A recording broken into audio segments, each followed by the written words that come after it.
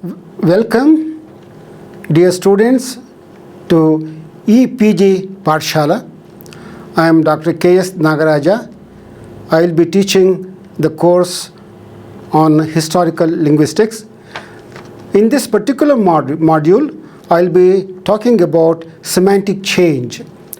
Previously, you have already learned from the grammatical changes how the grammatical categories of a language can change in due course of time. In this particular course, we are looking at a very nebulous type of item or area, that is meaning. Meaning is not constant in any language. Languages are always in a state of flux. So meaning is most difficult to catch.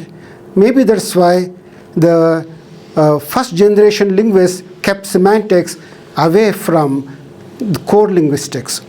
In this course, you are going to study how the form and the meaning are combined to get a linguistic sign. Wherever there is a shift in either in the meaning or in the form, there will be semantic change. Semantic change concerns the changes in lexicon or vocabulary, the most variable and shifting part of any language. Semantic shifts are very closely related to the life and customs of a speech community. They are somewhat free of the mechanisms that may be peculiar to language systems, but are by no means completely independent of linguistic explanations. Studies in semantic changes so far have not resulted in the formulation of abstract models or even in the reasoned educated guesswork that pervades the study of phonological, morphological, and syntactic change. As we saw in the previous section, for instance, in analogical change, we have laws provided by scholars. In order to illustrate what happens in semantic change, see the following diagram proposed by the famous Swiss linguist Ferdinand de Saussure. A linguistic sign, or every linguistic sign, is made up of two parts: signified, that means which has a content, and a signifier, which is a form or made of sounds. So a stretch of sounds have to be there to get formed, to give rise to a word, and that word should convey something, some idea, some concept, some content should be there, lexical, grammatical, whatever it may be. So that way we have a signified and signifier relation, and this is called linguistic sign. In terms of this diagram, when a speech community has an idea or object, it wants to talk about the signified. Symbolizing it will be an accompanying collection of sounds, the signifier, in the vocabulary or lexicon of the language. Thus, when a new signified enters a culture, it will be accompanied by a signifier in the language and vice versa. When a signified is no longer in use, the signifier will tend to disappear. These two processes are called appearance and obsolescence of lexical items. According to Ferdinand de Saussure, semantic change takes place when there is a shift in the relationship between signified and the signifier. Here, concept of associated fields can be brought in. It means that every word occurs in a semantic field. In fact, that we are going to look at that in some detail below. This can be studied from the point of causes, mechanisms, factors which facilitate semantic change. One, semantic association. Shift due to contact. An interesting case is in English. Beads, bead or beads first meant prayer. Old English, Gebet means prayer. Roman Catholic Church uses this term in terms of counting of beads, that means in prayer. It included to count one's beads, it included both prayer and bead. The shift of meaning of prayer to bead is due to semantic contact. When we look at the words and how they change, we see that the forms which occur in some sort of a association, that is connected forms semantically, they tend to be stronger and they do not change.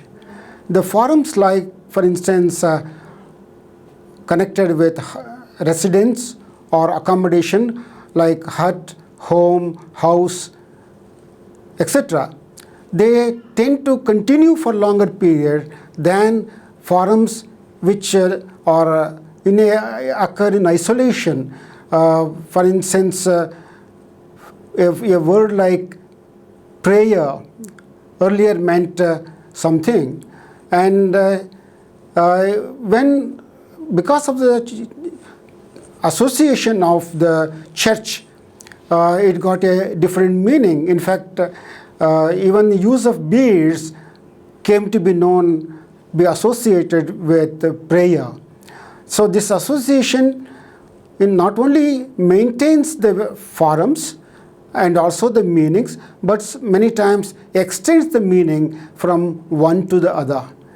In fact, the association, like for instance, people whose profession is seafaring, when they reach a place, Adripared it would be, but then finally that form which meant reaching the shore became in a way modified to a general one, reaching anywhere. In fact, here we see that the forms are all connected in society, and any change, any modification will have impact on the vocabulary. When for one reason or another the link is broken, a word is more free to wander. The breaking of this link usually happens when a root word drops out of the language, or when the morphological process linking a base and a derived form either disappears or ceases to be productive. So what happens with the forms is sometimes a form may lose all its associatedness or associated forms and becomes isolated. When that happens, in due course of time, that form also gets lost due to non-usability of that. For instance, in Old English, there was a form called like quichu, which meant quick or speedy, but it's a descendant of Old English word quichu, means alive, so the form is totally different. And at the same time, in Old English, there was another form almost competitive, quichian, meaning to be alive or to live. So because of the presence of the second one, the first word quick lost its meaning, lost out because of the second one, and later on it got totally dropped from that concept. For example, Latin noun tectum means roof. Tum, a suffix, originally became non-productive in classical Latin itself, so it is restricted to this word itself. Third, social groups. Social groups are very important in maintaining the language, maintaining the vocabulary of a language. And within social groups, we may consider the presence of subgroups. Words in polysemous situation, that is, social, or professional contexts need to be specified. For example, when a word is used in different contexts or in different social groups, in specialized contexts, they convey different meanings. For instance, the words root could be a physical one, a material, an object, whereas root of the issue, there the cause, the fundamental cause is concerned, the square root of something, etc. The root can be used in different contexts with different meanings. So the social groups are very important there, how they maintain them. Similarly, bar, station, bank, etc. One can consider. The way semantic change in this sense would work is that a word with meaning X would enter a particular subculture where it would acquire the meaning Y. It would then re-emerge into the general speech community with this new meaning. History of the verb arrive, borrowed from French, is an interesting case.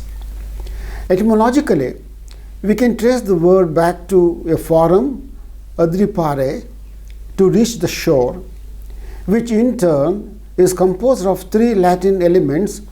Ad means to, rip is bank, shore of sea or river, plus are, a verbal ending. Presumably, in a sailor's jargon, reach the shore could extend its meaning to reach any place, because when a sailor got to the shore, he got to where he was going. This word then emerges into the general speech community with the new meaning of reach the place you are going to, and is not limited to reaching land from the sea. The basis for semantic change. Polysemy and semantic overlap are the pervasive features of language. Associated with these is the fact that there may be variations in the range of meaning of given words from inclusive to exclusive. At the same time, total synonymy is rarely tolerated, there usually being some degree of semantic differentiations. Semantic shift will not take place abruptly throughout a speech community, but must take place gradually through various associations of meanings and the phenomenon of polysemy. Types of semantic change: there could be extension of a meaning of a word, narrowing, figurative use, subreption, meliorization, pejorization. We look at this in the following. Extension also means widening in possibility of context. In semantic changes involving widening, the range of meanings of a word increases so that the word can be used in more contexts. Changes from more concrete to more abstract meanings fit this category. Dog, earlier, this is English word dog, first appeared with a more specific meaning of a specific powerful breed of dog, which generalized to include all breeds or races of dogs. In Hindi, pursue, day before yesterday, in fact, it is pursue is from Sanskrit parashvaha, but in Sanskrit parashvaha meant only day after tomorrow, but here this word has been extended to day before yesterday, besides keeping day after tomorrow. So there is an extension of meaning. Similarly, river names Ganga, Kaveri, earlier being specific rivers, now are used to mean rivers in general. Picture formerly was something painted, Now more general, for example, picture taken by a camera. Virtue was a quality one expected in a man, so vir. But now it is moral excellence. It can be used to anyone, virtuous woman. Like this, there are many cases. One interesting case is salary. Salary is a wage of any kind, but originally it is from Latin, where salarium was wages of a soldier. Soldier's allotment of salt was the first one, so it has been generalized now. Salary is wage of any kind. Narrowing is the opposite of broadening. It also means reduction in context. In semantic narrowing, the range of meanings is decreased so that a word can be used appropriately only in few contexts than it could before the change. Changes of more abstract meanings to more concrete ones fit this category. For instance, Greek myth. Earlier, myth meant story in general, but now a special kind of story whose truth exists largely in imagination. Similarly, English ghost meant spirit. It could be Holy Spirit or evil spirit, but now it is only one, it's only evil spirit.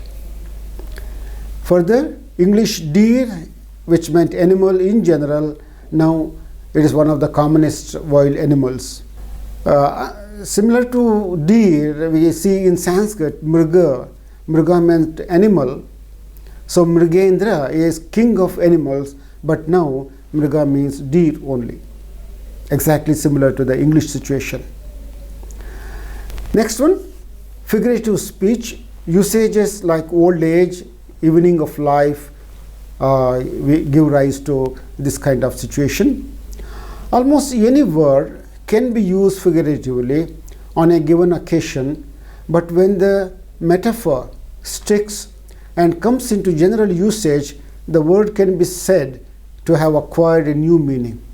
If the old meaning still continues primarily, the new meaning may seem figurative. If not, the figurative meaning becomes the primary meaning of the word.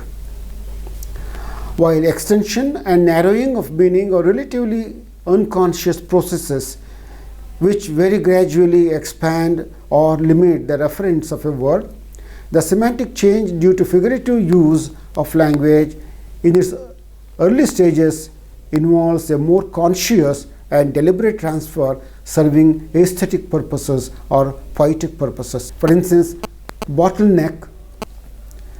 Bottleneck, usually, if we imagine a bottle, usually the necks will be smaller compared to the rest of the bottle. So when we try to pour the liquid of the bottle out, naturally it comes with difficulty because the neck is small. A similar situation we see, a broad road suddenly becomes narrow, by which the traffic will be forced to slow down, which creates traffic jams, is such a situation. So a concept of bottleneck can be employed there, figuratively speaking. Turkish word yurt. In Old Turkic, yurt means simply a kind of tent which Central Asian nomads use.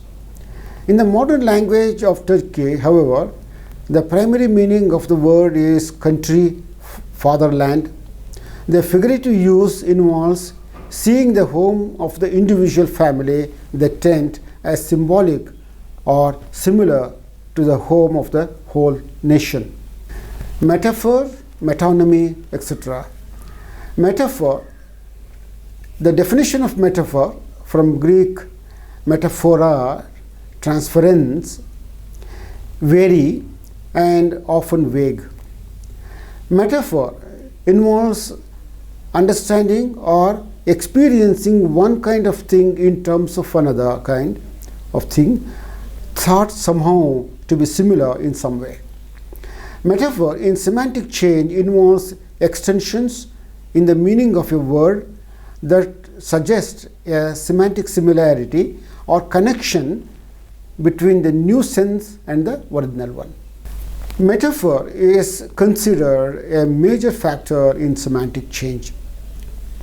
It has been likened to analogy, where one thing is conceptualized in terms of another with a leap across semantic domains. The semantic change of grasp, that means seize to understand, thus can be seen as such a leap across semantic domains from the physical domain, seizing, to the mental domain, comprehension. We can use a given form to refer to some new meaning by implicitly or explicitly claiming a semantic relationship or similarity between its established and its intended new meaning. For example, this statement was clear to us. The water is clear. The statement was clear as water. Closely similar to, connected to metaphor is metonymy. Metonymy, from Greek, metanomia means transformation of the name, is a change in the meaning of a word so that it comes to include additional senses which were not originally present but which are closely associated with the word's original meaning, although the conceptual association between the old and the new meaning may lack precision. A much repeated example is English cheek, fleshy side of the face below the eye. Old English cisse meant jaw, jawbone, which over time shifted to the sense of a modern English cheek. Third one, synecdoche, from Greek synecdoche, inclusion, often considered a kind of metonymy, involves a part-to-whole relationship. Here, a term with more comprehensive meaning is used to refer to a less comprehensive meaning, or vice versa. That is, a part or quality is used to refer to the whole, or the whole is used to refer to part. For example, hand, which was extended to include also hired hand, employed worker. A special kind of synecdoche is displacement, also called ellipsis, where one word absorbs part or all of the meaning of another word with which it is linked in a phrasal constituent, usually adjective noun. For example, contact or contacts from contact lens, and a capital from a capital city, where the notion of city has been absorbed into the word capital. In English, capital is a loan from French. Some see this also as a kind of syntactic change. In the sorts of semantic changes considered so far, focus is on changes in the meaning of words whose phonetic form mostly remains unaltered. There are cases of lexical replacement where a meaning remains, but the phonetic realization of it is changed in some way, usually by substituting some other lexical item which had other denotations of its own before the change. Thus, lexical replacements involve more than meaning shifts, although changes in the meaning may also be involved. Taboo is one of the important types. Changes in vocabulary involving responses to taboo and obscenity and euphemism are found in most of the languages. For example, ass is not accepted, so in that place donkey is used in America.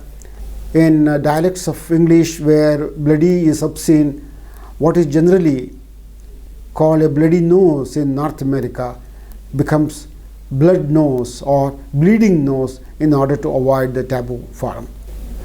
Changes involving euphemism, the replacement of words regarded as unpleasant, are part of this type. Next, hyperbole. It means exaggeration. From Greek, hyperbole means excess. It involves shifts in meaning due to exaggeration by overstatement. For example, English words terribly, horribly, awfully, and such similar words today mean little more than very, a generic intensifier. By overstatement, they have come to have no real connection with their origins, terror, horror, or awe, etc. Lithotes, that means understatement, from Greek lithotes, smoothness, plainness, is exaggeration by understatement, such as of no small importance when very important is meant. In many languages, examples of lithotes are found involving verbs meaning to kill.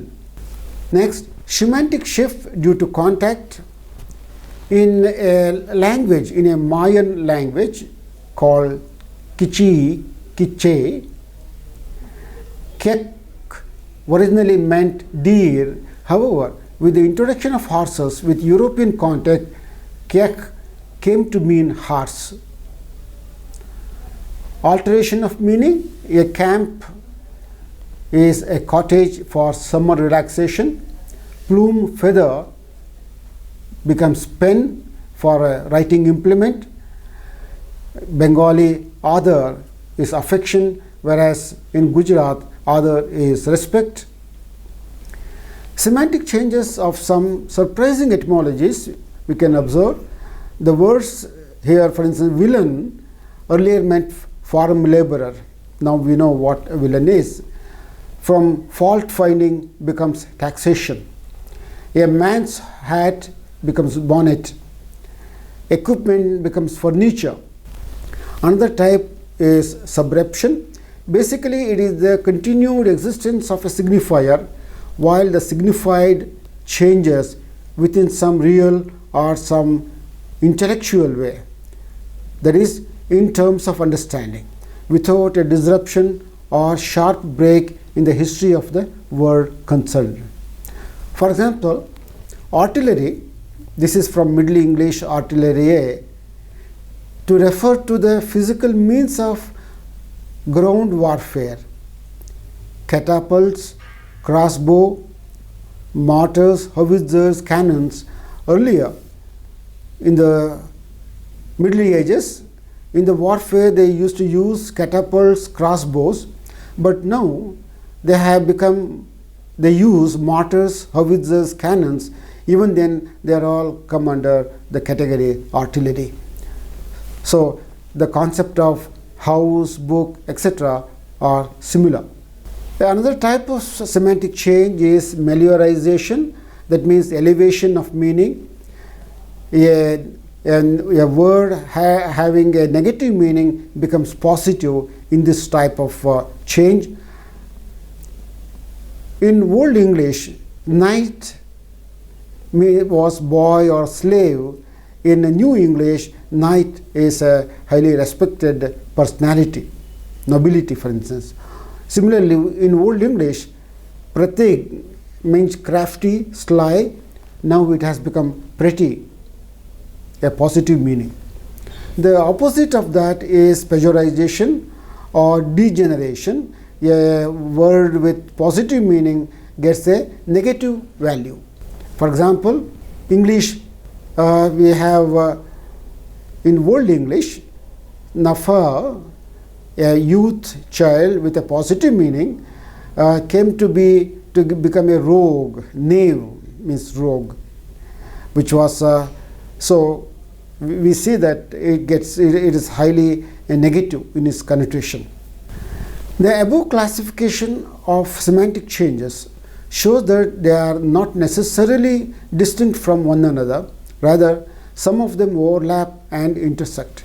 For this reason, some scholars consider narrowing and widening to be the principal kinds of semantic change, with others as mere subtypes of these two. For instance, a semantic change could involve widening, degeneration, and metonymy. Attempts to explain semantic change. Many scholars have called for a search for regularities and explanations in semantic change, and some general tendencies have been discussed and some generalizations proposed. A general mechanism of semantic change was believed to be the associative patterns of human thought, and thus traditional approaches to meaning change typically had a psychological cognitive orientation, though social context and pragmatic factors were emphasized by others. All of these factors play a role in more recent work on semantic change. Now, scholars recognize that semantic change must go through a stage of polysemy, where a word has more than one meaning. Thus, in a historical shift, a word might expand its sphere of reference to take on additional readings, becoming polysemous. At later stage, a polysemous form may lose one or more of its meanings, so a word starts out with an original meaning, then acquires additional multiple meaning. Schematically, this can be represented in three stages, beginning with form which has meaning A. Stage A has only A. Stage 2, A gets both A and B. Stage 3, it becomes 3. Some illustration. The word write in English, in stage 1, write meant to cut, score, compare the German cognate write to tear, split. In stage 2, the meaning was extended to include both to cut, scratch, and also to write. The connection is through runic writing, which was carved or scratched on wood and stone. This stage is attested in Old English written, to write, to cut. In stage 3, we see the second meaning becomes primary, the first meaning is lost. It is illustrated by modern English write, meaning to write only, where the sense of to cut or to scratch has been lost. This view recognizes, at least implicitly and often explicitly, an intervening stage of polysemy as necessary in semantic changes. More recent work concentrates on the general directionality observed for some kind of semantic changes, and attempts based on these are being made to elaborate a more explanatory approach, one which might predict possible and impossible changes or directions of change. Some general claims about semantic changes which have been formulated are the following. Semantically related words often undergo parallel semantic shifts. For example, various words which meant rapidly in Old English and Middle English shifted their meaning to immediately, as with Old English sifte, rapidly, and German, rapidly, eagerly, both of which changed the meaning to immediately in about 1300. Second, phonetic similarity, especially cases of phonetic identity or homophony, can lead to shifts which leave the phonetically similar forms semantically more similar, sometimes identical. Note the confusion and lack of contrast in many English dialects for such sets of related words as lie versus lay, sit versus set, etc. 3. Some common semantic shifts typically go in the direction and not in the go in one direction and not in the other. Cases which recur and are found in numerous languages include the following. Words having to do with the sense of touch may typically develop meanings involving sense of taste, sharp, crisp, hot, so we get spicy. 2. words involving the sense of taste may develop extended senses involving emotions, in general, bitter, sour, sweet. It is frequently claimed that semantic shifts typically go from more concrete to more abstract. For example, head, part of body, which is concrete, then head of the institution becomes abstract. In the recent explanatory treatment of semantic change, Traugott and Dasher emphasize the typical direction of certain kinds of semantic change. They identify regular tendencies in semantic change, that is, changes that are encountered frequently across languages and also repeatedly within single languages. They propose an invited inferencing theory of semantic change. Polysemy is central to this theory, and it typically arises out of the pragmatic forces of invited inferences and subjectification. Invited inferences arise in the pragmatic use of language in given context. So far, in this particular module, we have looked at the concept of linguistic sign, how the form and the meaning go together always. Only when they are together they become meaningful or linguistic sign as such. Loss of either will be loss of the word as such. So besides this particular basic point, we have looked at how words in due course of time may be lost, whether they are in association or whether they get drifted away or whether they are in social groups. And further, we have looked at the gamut of various types of semantic changes possible, though basically there are three: expansion, contraction, and meliorization or pejorization. So that is figurative speech basically.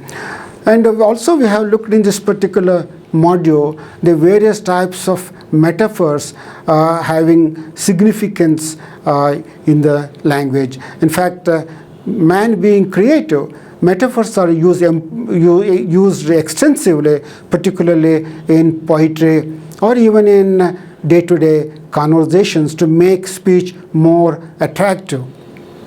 So further, we have tried to see some attempts by scholars to provide a direction for semantic changes, though it is quite hard.